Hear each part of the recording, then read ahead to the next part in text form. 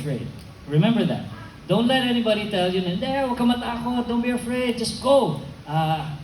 52-year-old guy, half a century old, who went through many, many bad things in life, telling you, no, don't listen to that guy. It's okay to be afraid because listen to it and then it will force you to think, plan, and prepare for the future. Is that okay? Does that sound good to you guys? Yeah? Okay. All right. Thank you dun sa pumalakpak. That's very nice. Thank you so much. Thank you. Okay. What is the point of my talk for you tonight and this story that I'm telling you? Fear is good because it forces you to, these are the 3 words that I want you to take home today. Listen, ask, and learn. I'll say it again, okay? I'll repeat it.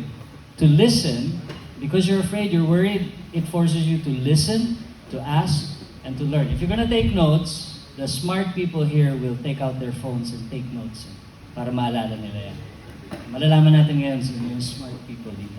Alright, listen, ask, and, ano yung sabi ko? Listen, ask, and learn. Okay, listen, ask, and learn. Those are the 3 things, the point of the immersion. The school is giving you an opportunity na pumunta sa mga companies in a different setting, a professional setting, so that you can experience it, but not just see and observe.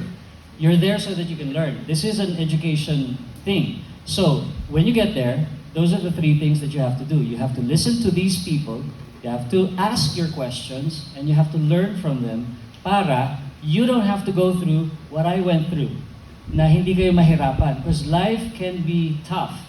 So it's tougher. As you grow older, it's gonna get tougher if you're not prepared. So that's the whole point, preparing you for that.